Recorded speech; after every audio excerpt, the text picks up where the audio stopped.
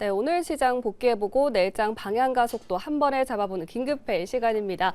오늘 이 시간에서는 두 가지 안건 다뤄볼 텐데요. 섹터에 대한 이야기부터 투자 전략까지 꼼꼼하게 세워보겠습니다. 네, 오늘 시장 다시 살아나졌죠. 이제 연휴까지 얼마 남지 않았는데요. 이 두 분 모시고 투자 전략 세워보겠습니다.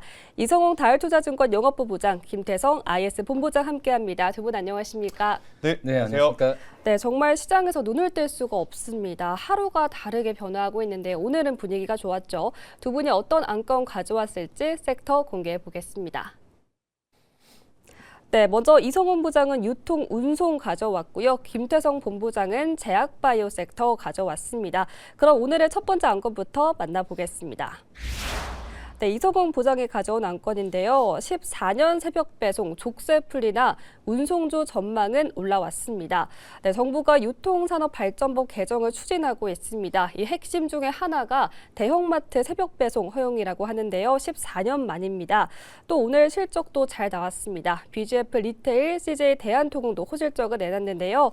네, 이제 설 연휴를 앞두고 있고 중국 춘절도 있습니다. 이렇게 여러 가지 모멘텀으로 관련주 훈풍이 불었던 모습이었습니다. 네, 먼저 이성훈 부장님께 여쭤볼 텐데요. 이렇게 유통주 안에서도 순환매가 도는 것 같습니다.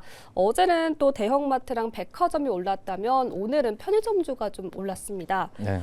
이렇게 새벽 배송의 수혜를 받을 거다라는 전망 나오고 있는데요. 그동안은 좀 유통의 시장에서 소외가 됐잖아요. 이번에는 좀 어떻게 전망하실까요?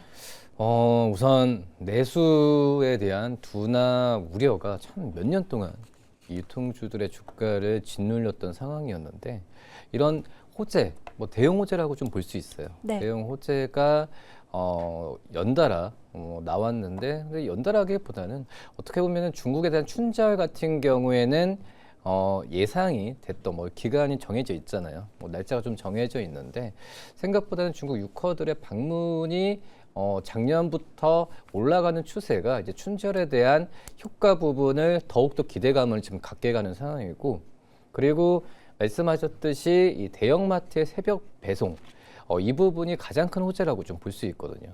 그러니까 지금 현재 유통주라고 하더라도 말씀하셨던 대형마트 그리고 이 편의점, 그러니까 한마디로 오프라인 쪽에서의 유통 기업들에 대한 실적과 기대감이 계속해서 지금 올라간 추세인데 작년 4분기 때 이 기업들에 대한 주가 실적도 지금 최근에 발표되는 부분이 예상보다 좀 높게 많이 나와주고 있는 그런 상황이기 때문에 뭐 밸류적인 측면, 이 정부의 정책 그리고 주변 환경 또 이제 지금 현재 순환매 장세에 의한 주가 흐름까지도 보면은 유통주들은 매수 관점으로 한번 접근을 지금 시도해도 괜찮다라고 좀 생각이 좀 되고 있고요. 특히 이제 대형마트의 새벽 배송에 대한 어떤 규제를 좀 푼다는 부분은 왜 이게 대형 호재냐고 한다면 거의 13년 만에 이 규제를 푼다라는 부분이거든요. 뭐 아시다시피 이 13년 동안 거의 온라인 그 기업들이 잠식을 많이 했어요. 특히 이제 재작년 2024년을 본다고 하더라도 이 쿠팡의 매출이 전체 대형마트, 오프라인 대형마트의 매출을 이미 뛰어넘은 상황이거든요. 뭐 그런 점에서 이 온라인 업체들의 이 독식에 대한 우려감이 뭐 약간 좀 트레거가 있었죠. 좀 개인정보 유출 또 이제 국회 참석으로 인해서 이 쿠팡에 대한 어떤 정부적 견제가 좀 필요하다라는 정책이라고 좀 판단되고 있는데, 근데 솔직히 지금 현재 이 새벽 배송이라는 부분은 정말 뭐 저도 많이 사용하지만 쿠팡 외에는 다른 현실적인 대안이 없는 건 맞다라고 생각이 돼요. 네. 그런 점에서 이 대형마트들의 새벽 배송을 허용한 취지라고 저는 개인적으로 좀 생각을 하고 있는데, 그런 점에서 이 대형마트들의 어떤 온라인 쪽에서의 매출 부분을 일부분이라도 가져온다고 한다면, 또 이게 시작이라고 한다면은 이 유통 기업들 안에서도 대형마트의 이 가치가 점점 올라갈 가능성이 굉장히 좀 높아지지 않을까라고 좀 생각이 되고 있고, 특히 이제 대형마트들 같은 경우엔 새벽 배송이라고 하지만 전국에 거의 다 매장이 있잖아요. 뭐 그런 점에서 이 유통 구조나 이런 부분에 있어서 그 큰 어떤 온라인 업체들 대비해서는 시간의 격차는 금방 좁힐 가능성이 있다고 판단되고 있거든요. 네. 그런 점에서 이 대형 마트의 새벽 배송 허용에 대한 부분은 굉장히 큰 호재이지 않을까라고 좀 생각이 됩니다. 네, 이번 이슈에 대해서 굉장히 긍정적으로 평가를 해주시면서 매수 관점 유효하다라고 말씀해 주셨습니다. 그렇다면 김태성 본부장님께 여쭤보고 싶은데요. 이렇게 마트의 새벽 배송이 허용이 된다라고 하는데 지금 네. 이미 자체적인 이 배송 시스템을 갖추고 있는 기업들이 워낙 많잖아요. 그래서 지금 기대감이 좀 과하지 않을까라는 생각도 드는데 어떻게 보십니까? 일단 유통과 운송을 사실 같이 보는 것보다는 별개로 보는 게 지금은 더 필요하지 않나 싶어요. 하지만 결이 좀 비슷하기 때문에 같은 카테고리라고 하고 이제 생각을 하고 설명을 좀 드려보면 이커머스의 확대는 당연히 해당 기업들에게는 호재일 수밖에 없습니다. 왜냐하면 이제 매출에 대한 외형이 성장이 될 수 있는 부분이기 때문에 여기에 고부가 화물에 대한 증가율이 최근 계속 늘어나고 있어요. 그러니까 고부가 화물이라고 하면 우리가 흔히 지금 배송하는 일반 제품이 아니라 의약품이라든지 아니면 스펙을 좀 넘어서는 이제 특별 제품이라든지 이러한 부분들인데 이 고부가 가치 화물에 대한 증가폭이 계속 늘어나고 있는 상황이다 보니 이건 특정 한 기업뿐만 아니라 전체적으로 운송에 특화되어 있는 기업들 같은 경우에는 굉장히 또 좋은 모습을 보일 수 있겠다. 이렇게 좀 설명드릴 수 있을 것 같고요. 백화점 쪽을 좀 본다라고 하면 매출 성장률의 폭도 괜찮았지만 더 중요했던 건 영업이익률입니다. 네. 그런데 이 영업이익률의 또 이면에는 어떤 문제점이 있냐면 잘 되는 점포만 잘 된다는 거죠. 신세계도 마찬가지고 현대백화점도 마찬가지고. 하지만 지금 당장 다가오는 1분기와 2분기 같은 경우에는 외국인 분들이 굉장히 많이 넘어오고 있는 상황이다 보니까 매출에 대한 부담은 없을 겁니다. 하지만 1분기, 2분기 넘어서서 3분기, 4분기 같은 경우에는 굉장히 또 고민의 요소는 아직 남아 있거든요. 그래서 저는 개인적으로 지금 당장은 좋지만 하반기까지 봤을 때는 굉장히 또 체크해야 될 요소들이 조금 있는 쪽이 아무래도 이제 백화점, 소비 이쪽이 아닌가 싶습니다.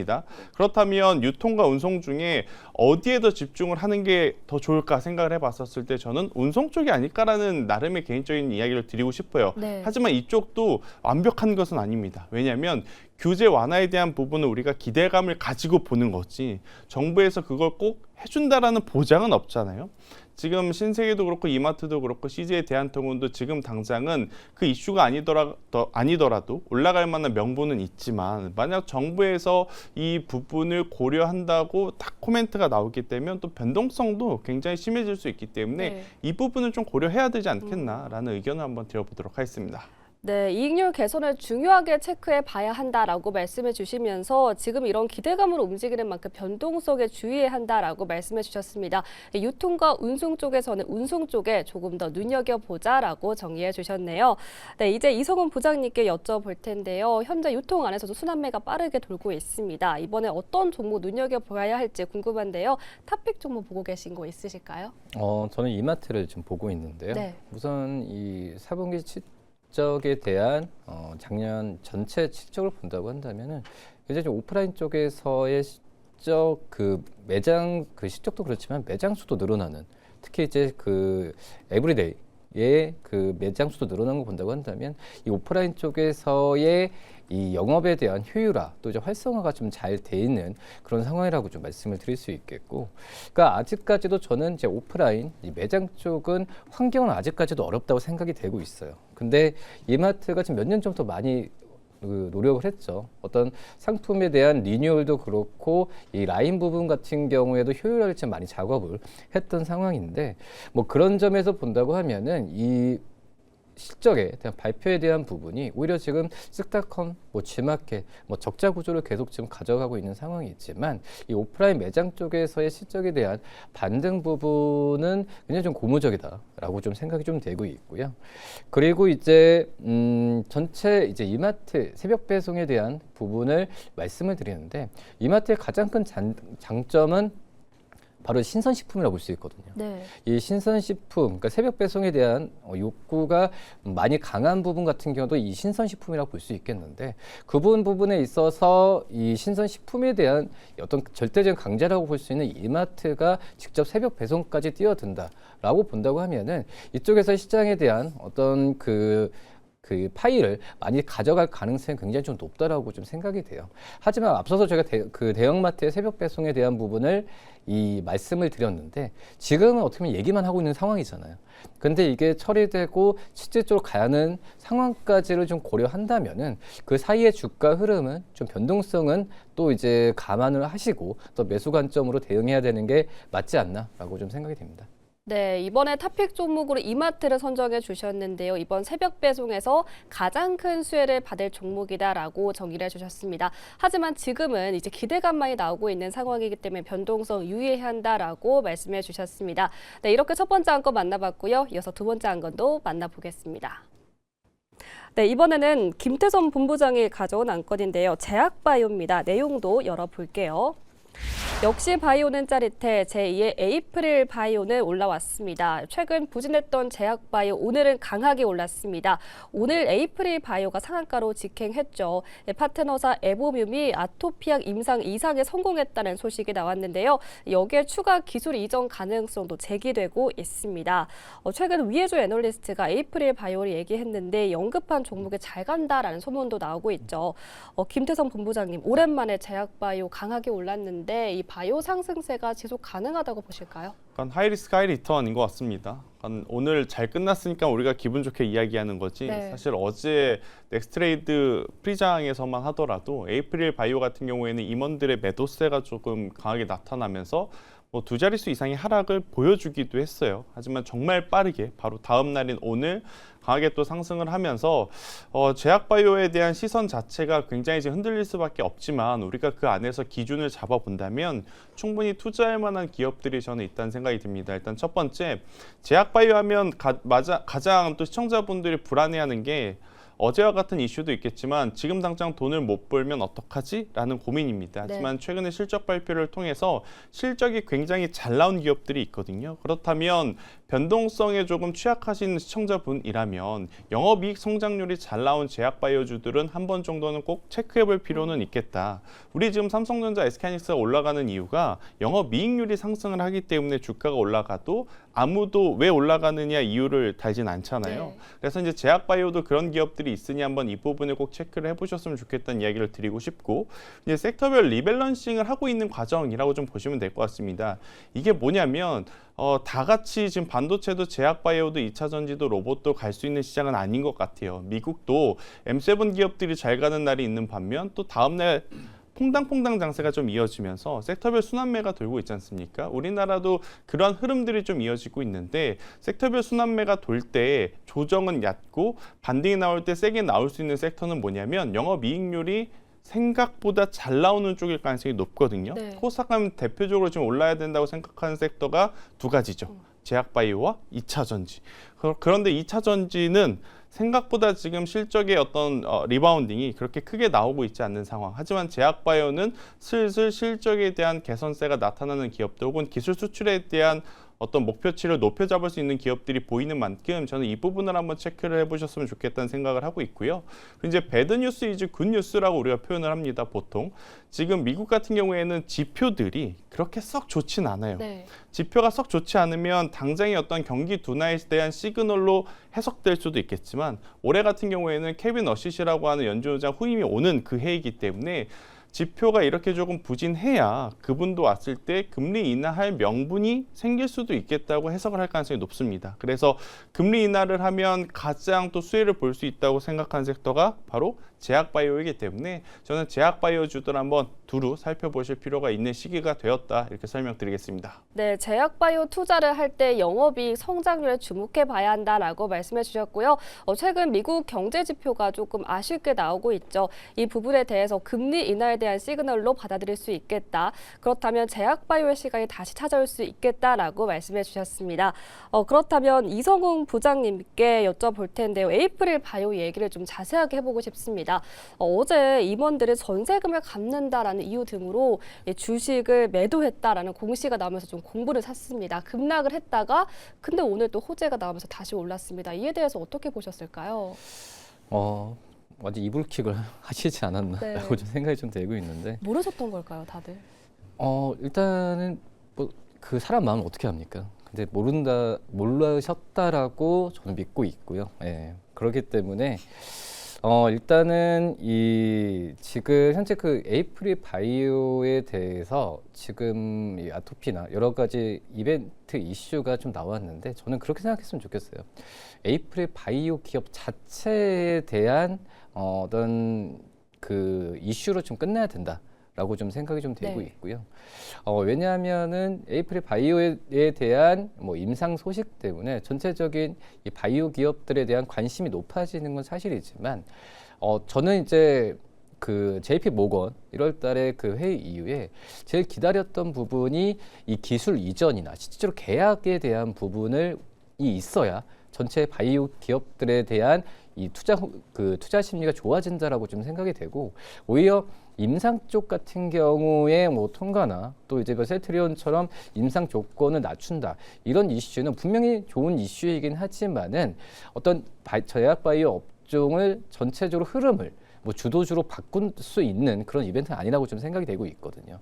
뭐 그렇기 때문에 에이프릴 바이오에 대한 이슈로 제약바이오 업종을 전체적으로 살펴볼 필요까지는 좀 거기는 오버다라고 좀 말씀을 좀 드릴 수 있겠고 지금 현재 본다고 하더라도 에이프릴 바이오에 대한 임상 통과가 저는 그래도 그나마 실질적으로 좀 좋은 부분은 바로 이제 상용화했을 때의 확률이 그전에는 16%였다가 60% 이상까지 올라왔거든요. 네. 그러니까 결국은 이제 돈이 될 수 있는 확률이 얼만큼 높아지냐가 제일 중요한데 그 부분은 좀 좋아졌다는 그 통계가 나왔을 때는 좀 관심 있게 봤어요. 근데 하지만 지금은 에이프릴 바이오의 어떤 나중에 본다고 하더라도 변동성이 굉장히 커질 가능성이 크거든요. 네. 그 부분 때문에 에이프릴 바이오로 뭐 접근을 한다. 이 부분은 어떤 다른 영역이라고 좀 생각이 좀 되고 있고 그리고 이 제약 바이오 같은 경우에 저는 이제 그거잖아요. 이제 최근에 좀 반도체나 뭐 자동차에서 바이오로 어떤 순환매로 계속 이어질지 그러니까 이런 조건이 여러 가지 좀 있겠지만 거의 50% 이상은 좀 충족은 된 것 같아요. 일단은 이 대형 이 실적의 가시성인데 실적의 가시성이라는 부분은 가장 큰 어떤 시총 상위주들의 실적이 좋아야 된다는 거거든요. 그게 바로 이제 셀트리온과 삼성바이오로직스 앞서서 말씀하셨듯이 참 영업이익률이 굉장히 높아졌어요. 네. 네, 그런 점을 본다고 한다면 대형 전반 기업들의 실적이 기본으로 받쳐주는 상황이기 때문에 이 제약바이오 업종은 일차적인 밸류적인 측면은 굉장히 좀 좋은 현재 모습을 보여주고 있고 그리고 이제 금리에 대한 변동성이 항상 역사적으로 했지만 금리에 대한 변동성을 이제 방향을 좀 예측을 반반인 경우가 있었을 때 그동안 잘 못 갔었던 밸류적인 측면의 기업들 제약바이오 인터넷 기업들 잘 가거든요. 그렇기 때문에 좀 가능성이 충분하다라고 말씀드릴 수 있습니다. 네, 이렇게 이번 에이프릴 바이오 이슈에 대해서 자세하게 설명해 주셨는데요. 부장님 입에서 이불킥이라는 단어가 나오는 게 참 쉽지 않았는데 이렇게 자세하게 설명해 주셨습니다. 네, 곧바로 김태성 본부장님께 탑픽 좀 여쭤볼게요. 네, 저는 셀트리온을 좀 보셨으면 좋겠고요. 지금 셀트리온이 과거에는 셀트리온제와 셀트리온 헬스케어가 있는데 셀트리온 헬스케어가 없어졌죠. 이제 셀트리온 헬스케어는 판매를 담당을 하는데 그 판매를 이제 셀트리온이 지금 직판하고 있다고 보시면 될 것 같습니다. 그러다 보니 자연스럽게 지난 3분기부터 영업이익률이 굉장히 빠르게 올라오고 있는 게 첫 번째 포인트라고 좀 보시면 될 것 같고요. 네. 두 번째로는 이제 바이오시밀러 기업으로만 알고 있는데 ADC 항암 신약 후보 물질도 지금 개발을 하면서 굉장히 또 좋은 성과를 내고 있습니다. 올해 연내에 지금 3가지 IND를 내겠다라는 계획이 있고 또 2030년도가 되면 이 ADC 매출이 전체 매출에서 차지하는 비중이 30%까지 올릴 거다라는 목표가 좀 있었습니다. 그래서 바이오시밀러가 원래 잘했고요. 여기에 이제 ADC 신약까지 합쳐지게 된다면 저는 조금은 더 긍정적으로 볼 수 있는 요소들이 많아지는 것이 아닐까 싶습니다. 그리고 가장 중요한 건 일라이릴리 미국 공장 인수를 이번에 마무리를 했죠. 그렇게 되면 지금 CMO 쪽에서 생산을 했을 때 생산 단가가 다른 기업들보다 훨씬 유리할 가능성이 저는 높다고 보여집니다. 네. 그렇기 때문에 셀트리온은 지금의 구간 그러니까 다른 기업들이 많이 올라와서 부담스럽다고 느껴지는 반면 셀트리온은 사실 주봉으로 보면 아직 올라갈 수 있는 룸 자체가 굉장히 많거든요. 네. 이때보다 훨씬 더 지금 영업이익률이 빠르게 개선이 되고 있는 상황이라 지금의 구간은 단기적으로 보면 조금 부담되지만 길게 봤었을 때는 충분히 가능한 구간이라고 설명드리도록 하겠습니다. 네, 오늘의 탑픽 종목 셀트리온으로 선정해 주셨습니다. 영업이익률이 오르면서 실적 개선에 대한 기대감 짚어주셨습니다. 네, 오늘 섹터에 대한 이야기부터 탑픽 종목까지 선정해 봤는데요. 긴급회의 여기서 마치겠습니다. 오늘 함께해 주신 두 분 고맙습니다.